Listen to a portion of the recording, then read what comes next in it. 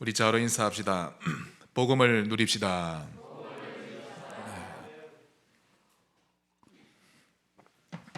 오늘은 요셉의 언약의 여정입니다.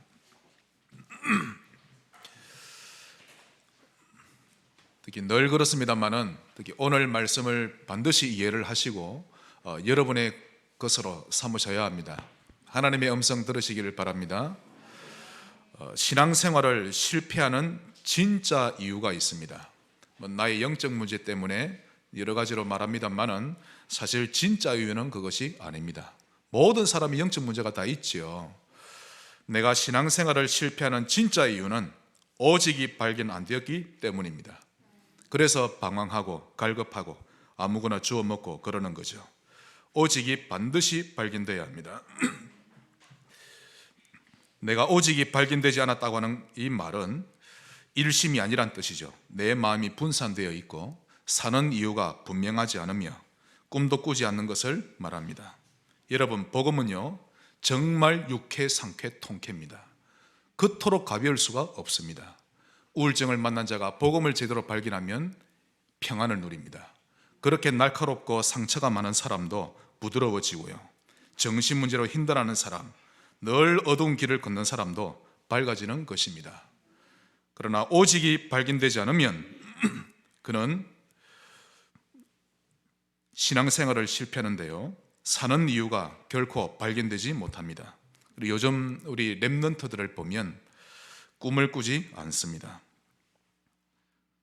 저들을 꿈을 꾸게 하는 렘넌트로 우리가 만들어야 되겠습니다. 언약으로 잡으시길 바랍니다. 제가 중학교 1학년 때, 예전에는 초등학교 학생 때는 영어를 배우지 않았죠. 그래서 중1 올라가서 이제 처음 영어를 접하는데, 중1 때 그 영어 단어 가운데 티처 아시죠? 이 단어가 너무 좋았습니다. 이유는 모르겠는데 그 T라는 영어, EA 얼마나 귀엽게 보이는지 모릅니다. 그냥 좋았습니다. 스펠링 하나하나가 이쁘게 보였고 그 단어를 쓰는 것 자체가 기분이 좋았습니다. 또 그걸 발음만 하는 것도 그냥 괜히 좋았지요. 그러다 보니 영어 선생님도 좋았습니다. 그때부터 저는 칠판 앞에 서는 꿈을 자주 꾸곤 했었습니다. 요셉의 어린 시절도 이랬을 것이라고 저는 확신합니다. 맹고하니 요셉은 낮에 들판에서 아버지 야곱과 함께 거닐면서 들어왔던 많은 말씀들의 그 내용과 단어들이 귀엽게 느껴지고 기분 좋게 들려졌을 겁니다. 또 집에 돌아와 밤에 잘 때 낮에 아버지께 들었던 그 말씀 하나하나가 떠오르면서 나도 아버지처럼 언약을 선택하며 살아야지, 그렇게 되새김질을 했을 겁니다. 특히 많은 말씀 가운데 너로 인하여 천하 만민이 복을 얻으리라, 그걸 야곱이 잡았거든요. 그 말씀과 여자의 후손, 이 단어가 아마 그에게는 엄청 기분 좋게 다가왔을 것입니다. 그래서 저는 어린 시절의 요셉이 정말 이해가 되어집니다. 그러나 요셉의 형들은 그런 언약에는 관심이 없었죠. 정조부 아브라함을 통해 전달되어져 오는 하나님 말씀에는 전혀 관심이 없었고 오직 의식주 해결하는 것과 이방 여인들에 대한 이성에 대한 관심만 있을 뿐이었습니다. 지금의 시대 역시 렘넌트들은 꿈을 꾸지 않고 그냥 살고 그냥 하루를 보내고 폰을 가지고 시간을 다 보냅니다. 아무 생각 없이 미디어로 시간만 흘려 보내고 있죠.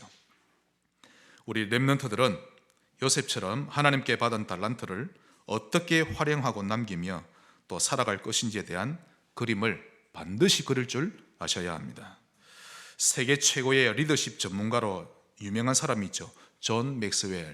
그 사람 책 한번 읽어볼 만한데요, 그가 말하기를 성공하는 사람과 실패하는 사람의 큰 차이점이 있다.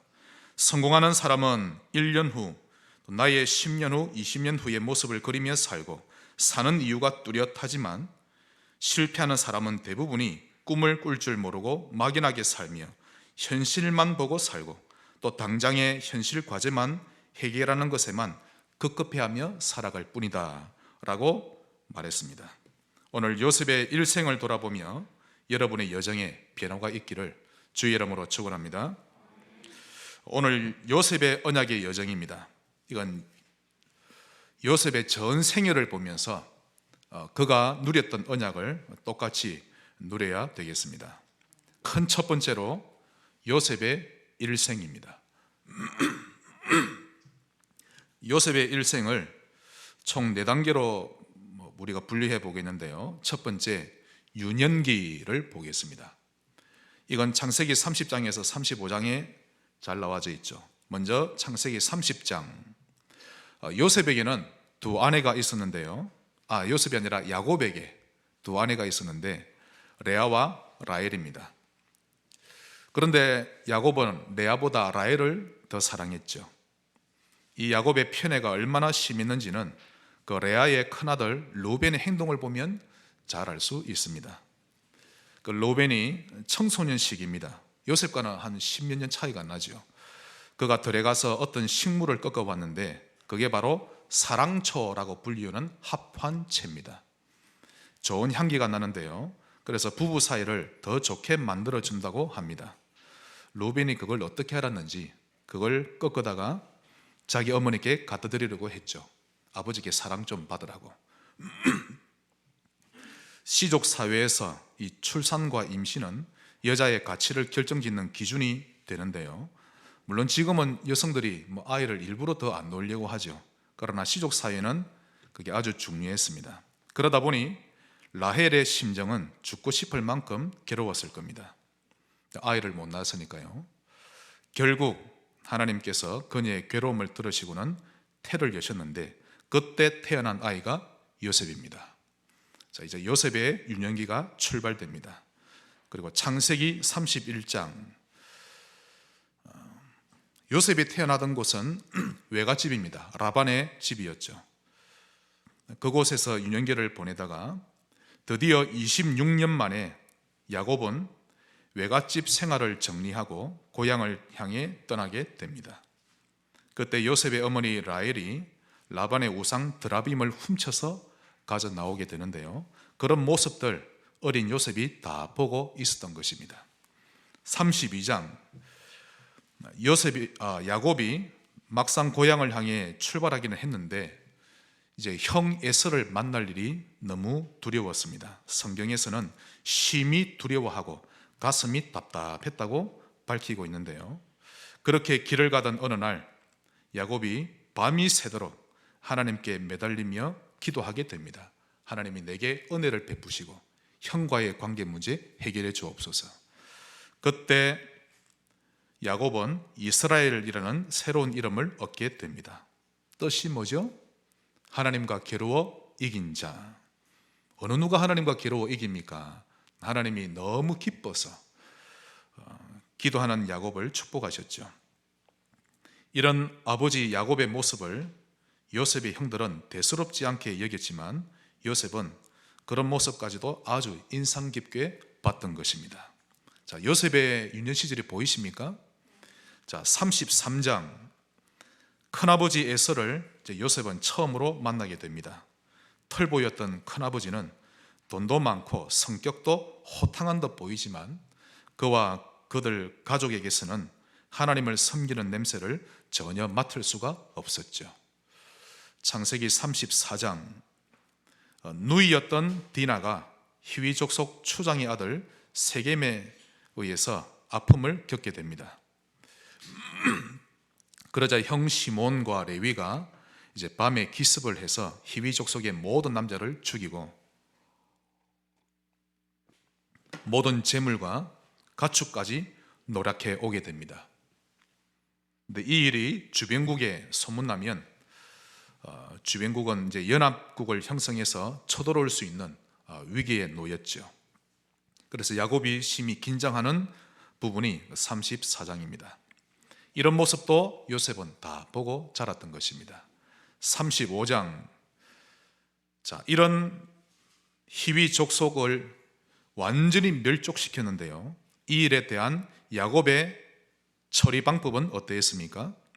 모든 식구들을 정결케 하고 우상을 다 버리게 한 후에 모두가 베델로 올라가 하나님께 번제를 드리고 그리스도를 붙들게 됩니다. 그때 하나님은 야곱을 더욱 축복하셨고 그의 이름을 이제 발 뒤꿈치를 잡았다라고 하는 야곱이란 이름을 더 이상 쓰지 않고 앞번 베델에서 주셨던 이스라엘, 즉 하나님과 겨루어 이겼다라고 하는 이 이름을 본격적으로 부를 것을 약속하셨습니다. 자, 여기까지가 유년기 요셉의 가정 환경입니다. 그러면 두 번째로 청소년기를 보겠습니다. 이건 창세기 37장에 나오죠. 요셉의 일생을 보면서 우리가 자녀를 어떻게 키워야 될지 하나님 앞에서 다짐해야 합니다. 창세기 37장을 보시면 우리가 요셉을 믿음 좋은 사람으로 보지만 사실 그렇지도 않습니다. 그는 형제들과 좀처럼 가까워질 수 없는 단점을 가진 동생이었죠. 고자질을 얼마나 잘했는지 모릅니다. 형들이 엄한 짓을 하면 그대로 아버지에게 다 갖다 바칩니다. 또 아버지의 편애가 극심했죠. 요셉에게만 채색 옷을 입혔습니다. 참 야곱도 그리 보면 두뇌 회전이 안 됩니다. 눈치가 있어야 되는데 자식이 둘이어도 하나를 편애하면 얼마나 한쪽은 상처를 받는데 이 형들이 요셉을 미워할 수밖에 없는 것이죠. 거기에다가 꿈을 꾸었는데요, 그 꿈 얘기를 형들에게 말합니다. 형님들, 제가 꿈에 저도 볕단을 묶고 형님들로 볕단을 묶는데 제가 묶은 볕단이 일어서더니 형님들이 묶었던 볕단이 제게 절하더이다. 아니 그러면 우리가 너에게 절을 한단 말이냐. 눈치가 없지요. 또 꿈을 꾸었는데 형님, 꿈을 꾸었더니 해와 달과 11별이 제게 절하더이다. 그때 이제 아버지 야곱마저 꾸중을 합니다. 눈치가 없으니까. 이처럼 요셉은 눈치가 없어도 너무 없는 그런 부족한 사람입니다. 그러나 다행스럽게도 외갓집에서 지내는 동안 아버지를 통해 들어왔던 언약들이 요셉에게는 가장 중요한 것으로 인식되어 있었습니다. 거기서 이미 구별되어지죠. 그의 아버지 야곱이 어린 시절에 그랬던 것처럼 요셉도 그러했습니다. 특히 무슨 내용이었을까요?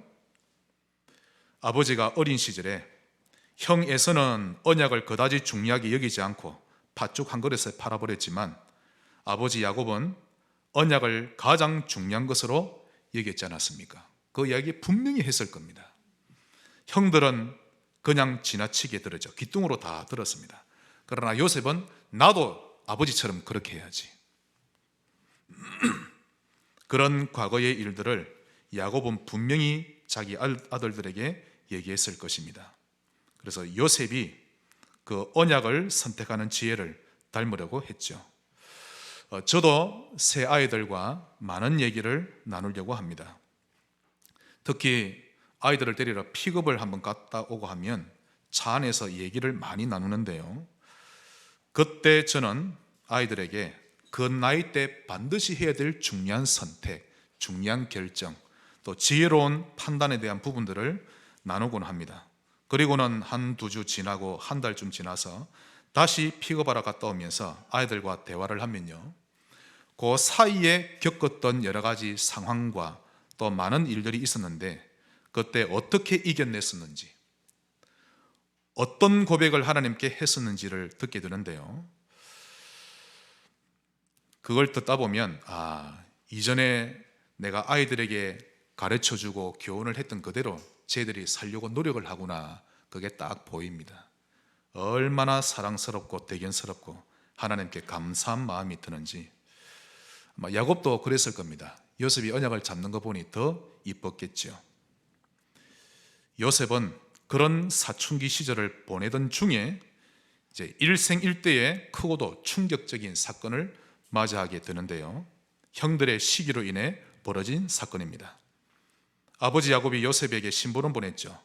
요셉아, 형들이 저 멀리 세겜 땅으로 가축들을 데리고 나갔으니 그 상황을 보고 네가 보고 오느라. 근데 세겜으로 가보니 형들이 없습니다. 형들은 이미 그곳을 떠나 저 도단으로 갔습니다. 또 도단으로 갔죠. 이제 형들은 가축들을 풀을 뜯게 하고 서로 모여서 모닥불을 피우고 있습니다. 근데 참 멀리 보니, 멀리서만 봐도 그 입은 옷만 봐도 요셉인 걸 알겠는 거 있죠. 꿈을 꾸는 자가 오는도다. 그때 10수년 동안 가슴에 엉거리져 있던 미움이 폭발해 버린 겁니다. 저를 죽이자. 르우벤은 반대했습니다. 죽이지는 말자. 아니다, 죽이자. 너무 미워 죽겠다. 그러다 결국 구덩이에 빠뜨리고 다시 건져내어서 미디안 상인들에게 요셉을 팝니다. 그리고 그 미디안 상인은 애굽의 친위대장 보디발에게 요셉을 팝니다. 자, 요셉의 일생 가운데 세 번째로 노예 생활과 감옥 생활입니다. 이건 39장에서 40장에 있죠. 자, 요셉은 그의 청소년기와 20대 시절을 거의 대부분 감옥에서 보내었습니다. 특히 요셉이 갇혔던 감옥은 정치인을 가두는 곳인데요, 특별 사면이라는 혜택이 아니고서는 결코 밖으로 나올 수 없는, 한마디로 종신형인 셈입니다. 자, 그런 상황 속에서, 환경 속에서 요셉의 내면은 어땠을까요? 저는 이번 주간 정말 기도를 많이 하고요, 생각 많이 해봤습니다. 감옥에 들어간 요셉, 그런 감옥 안에서도 요한삼서 1장 2절 사랑하는 자여 내 영혼이 잘됨 같이 범사에 잘되고 강건하기를 내가 간구하노라, 이 말씀이 이루어질 줄 믿었을까? 또한 그런 감옥 안에서 시편 23편 여호와는 나의 목자시니 내게 부족함이 없으리로다, 그가 나를 푸른 풀밭에 누이시며, 이 말씀이 정말 기쁨으로 묵상되어졌을까? 저의 결론입니다. 저는 요셉이 그 이상으로 누렸다고 믿습니다. 정말 여러분에게는 복음이 무엇입니까? 여러분의 가슴 속에는 복음이 어떻게 들어와 있습니까? 제가 여러분께 질문합니다. 여러분은 훌륭한 사람입니까? 언약의 사람입니까? 여러분은 못난 사람입니까? 언약의 사람입니까? 요셉은 언약을 탁 잡은 거 있죠. 어릴 때부터 그랬던 것입니다. 요셉처럼 반드시 복음을 확인해야 합니다. 자, 마지막 요셉의 일생 네 번째로 총리 생활입니다. 41장부터 끝장까지 나오죠. 왕이 아끼는 신하였습니다. 동시에 창세기 12장 3절 너로 인하여 천하 만민이 복을 얻게 하리라, 또 37장에 꿈을 꾸었던 그 언약이 그대로 성취되는 도구로 총리라는 직분을 활용했던 것입니다. 요셉의 일생이 여러분의 일생 되시기를 바랍니다. 큰 두 번째입니다. 요셉의 골짜기와 고뇌.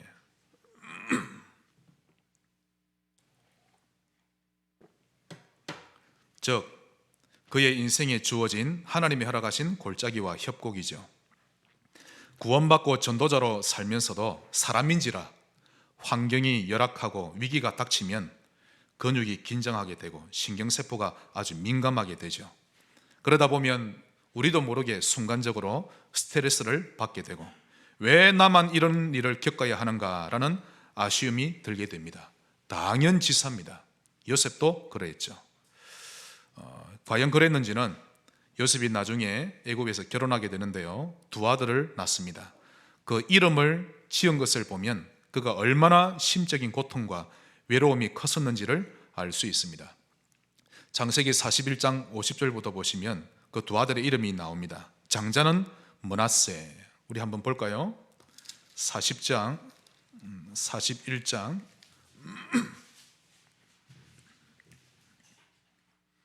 50절부터 52절까지입니다. 흉년이 들기 전에 요셉에게 두 아들이 나되 곧 온의 제사장 보디베라의 딸 아스낫이 그에게서 낳은지라.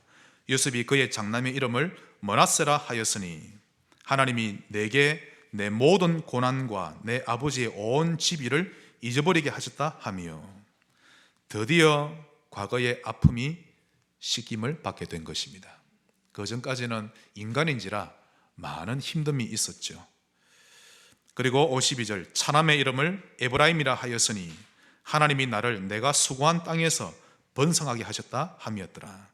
이제는 드디어 고생만 한 것이 아니라 열매를 거두는 삶으로 하나님 나를 전환시키셨다, 그런 의미입니다. 이렇게 두 아들의 이름을 이렇게 정한 것만 봐도 요셉이 지나온 세월 동안 남모르게 많은 눈물을 흘렸음을 알 수 있습니다.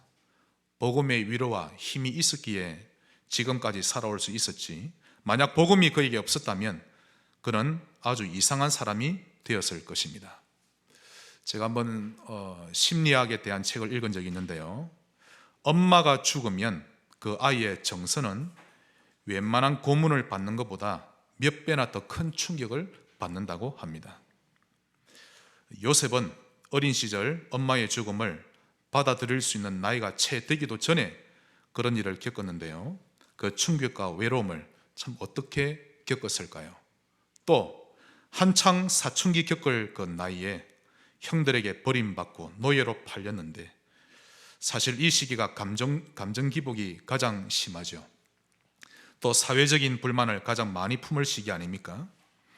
그때 어떤 경험을 하느냐에 따라 그 아이의 인생관, 결혼관, 신앙관, 이런 중요한 것들이 결정되어지는데, 요셉은 어땠을까요? 정말 많이 힘들었을 겁니다. 그 외로움은 이룬 말로 표현할 수 없을 겁니다.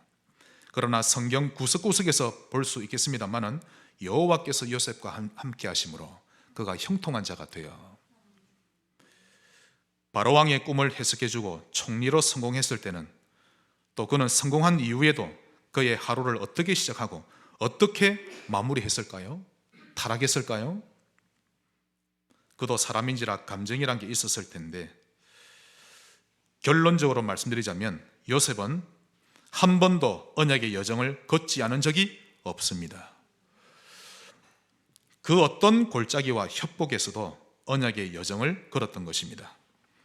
여러분의 골짜기와 협곡이 언약의 여정을 걷는 도구가 되시기를 주의 이름으로 축원합니다. 마지막 큰 세 번째입니다. 하나님의 작정과 이루심.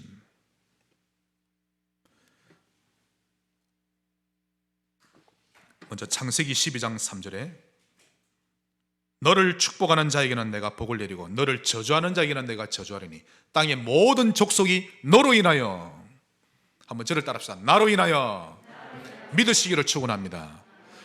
너로 인하여, 너가 바로 나라니까요. 아브라함만이 아니라 야곱도 되고 이삭도 되고 요셉도 되고 10명의 형들도 다 되는데 요셉만 탁 잡은 겁니다. 너로 인하여 천하 만민이 복을 얻을 것이라. 너로 인하여 너의 가문이, 시댁이, 친정이 복을 받으리라. 하나님은 결국 작정하시고 이루십니다. 야곱은 조부 아브라함의 대열에 있었고, 에서는 창세기 6장 네피림의 대열에 있었죠. 요셉은 아버지 야곱의 대열에 있었고 정조부 아브라함의 대열에 있었으며 창세기 3장 15절의 대열에 있었던 것입니다. 결국 언약하신 대로 이루시는 언약의 하나님이시죠. 요셉이 만약 그의 훌륭한 성품에 의지해서 지난 세월을 살아왔다면 그는 감옥 생활하는 동안 많은 병에 걸렸을 겁니다. 제가 추측해 보건대 신경쇠약, 눈 밑에 다크서클, 우울증, 불면증, 조울증, 심지어는 환상, 환청, 이명, 헛소리하고요, 고혈압 등등 이런 병으로 거의 폐인이 되었을 겁니다. 그에게 언약이 없었다면, 너로 인하여 천하 만민이 복을 얻으리라, 이게 없었다면 폐인되었습니다. 형들에 대해 이만 갈고 있죠.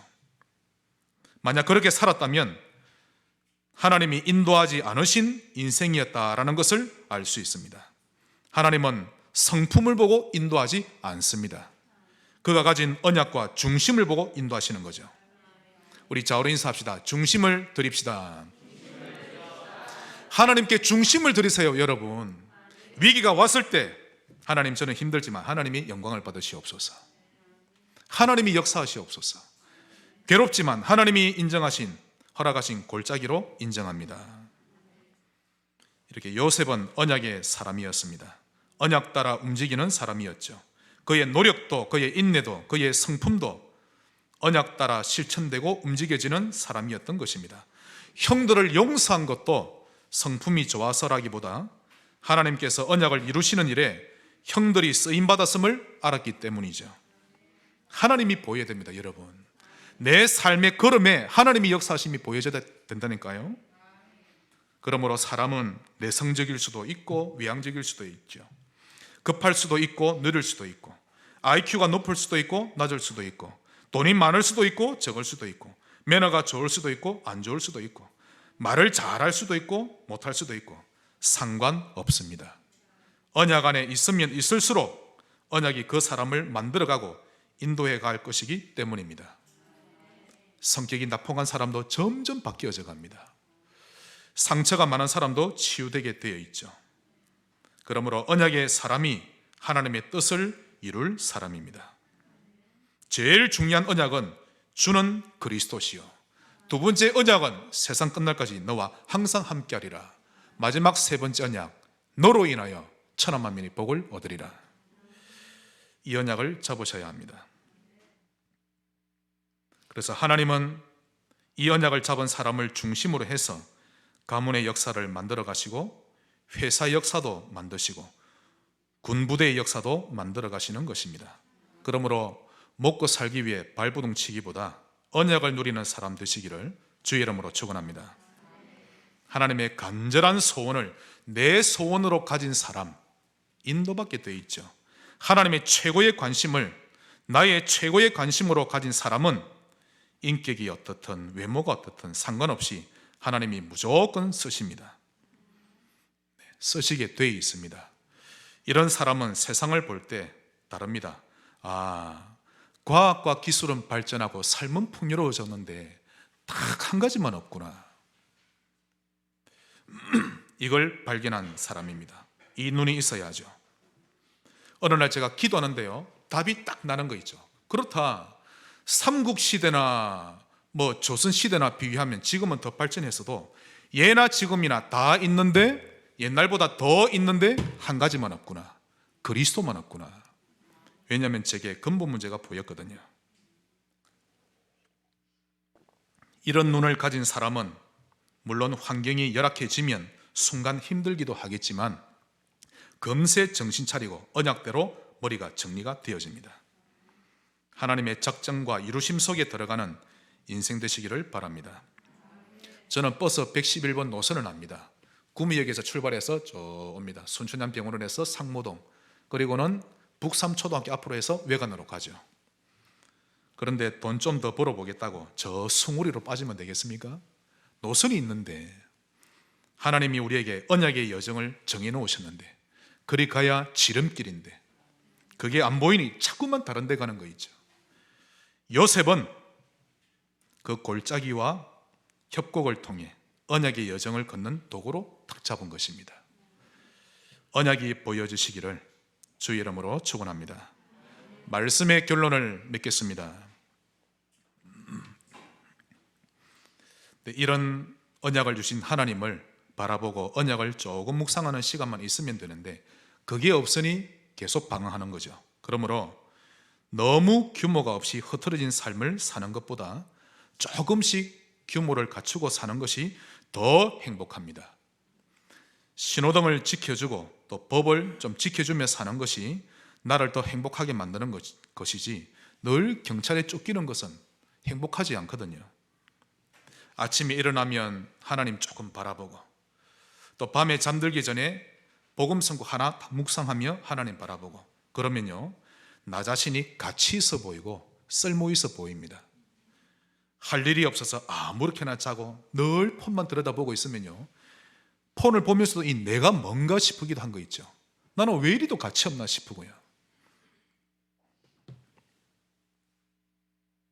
밤에 포장마차에서 한 잔 기울이면서 처량한 신세를 한탄하는 것보다 복음 선구 하나라도 적고 하나님 나를 통해 영광을 받아 주옵소서 라며 기도하고 사는 것이 몇만 배 더 행복합니다. 정말요. 아침에 할 일이 없어도 딱 씻고 깔끔하게 씻고 머리에 바르고 화장품 착 바르고 향기가 나면요, 딱 하루를 살아갈 폼이 나지. 추리닝 몸빼 그대로 입고 그냥 씻지도 않고 눈곱 떼면서 시작하면 내가 뭔가 싶습니다. 한 번은 이내가 성주에서 집으로 오는 길에 차 안에서 제게 묻기를, 아빠, 만약 어떤 깨구리가 사람으로 변신하고 다시 깨구리로 변신하는 것을 실제로 보게 됐다면 아빠는 어떻게 하실래요? 라고 묻길래 제가 1초 만에 간단하게 대답해 줬습니다. 그런 일은 절대 일어나지 않을 거기 때문에 그 부분에 대해서는 전혀 생각 안 할란다. 그걸 생각하는 시간에 나는 복음 생각하련다 라고 했죠. 사람들은 괜히 진리가 아닌 것을 추리해내고 엉뚱한 것을 상상해내는 경향이 있죠. 그러다 진화론도 만들고 공산주의 만들고 내 상처를 뒤집고 하는 겁니다. 복음을 묵상하되 깊이 묵상하시기 바랍니다. 그것만이 살 길입니다. 우리 뇌와 영혼은 복음을 먹어야만 정상이 되는 것입니다. 무엇을 먹어야 할까요? 3가지입니다. 갈보리산의 언약, 다 이루었다신 갈보리산의 언약, 그 예수님을 잡수셔야 합니다. 감람산의 언약, 하나님의 나라죠. 그리고 마가다라 빵의 언약, 힘을 주겠다고 하셨습니다. 이 3가지 언약에 꽂히시기를 바랍니다. 여러분, 복음을 가장 크게 먹는 사람이 누군 줄 아십니까? 저는 확실히 말씀드릴 수 있습니다. 3단체요? 우상숭배자요? 아닙니다. 제가 볼 때 분명히 복음을 잘 모르는데 믿음이 좋다고 소문난 사람입니다. 겉으로 보니까 성품은 좋고 늘 웃고 그런데 오직 그리스도는 모르고 있고 구제는 잘하는데 복음은 모르고 그러다 보니 믿음이 좋다고 여기저기서 사람들이 칭찬하는 거 있죠. 그 사람이 복음을 제일 많이 막습니다. 성품과 상관없이 내게 근본 문제가 보여야 합니다. 그래야만 예수님이 이 땅에 오신 이유를 알게 되죠. 누가 뭐라 해도 이 눈이 열려야 합니다. 또한 십자가의 절대성과 당연성으로 결론 나야 합니다. 이것으로 가슴이 가득한 자가 믿음이 좋은 자입니다. 오직 그리스도, 오직 세계복음화가 되어지면 세상에서 가장 믿음 좋은 자가 되는데요, 요셉이 그랬던 것입니다. 오늘 요셉의 언약의 여정이 여러분의 여정 되시기를 주의 이름으로 축원합니다. 하나님께 감사드립니다. 또한 골짜기와 협곡을 주심을 감사하고 고뇌를 주심을 감사합니다. 하나님이 영광을 받아 주옵시고 언약의 여정을 걸어가게 하옵소서. 예수님 이름으로 기도합니다.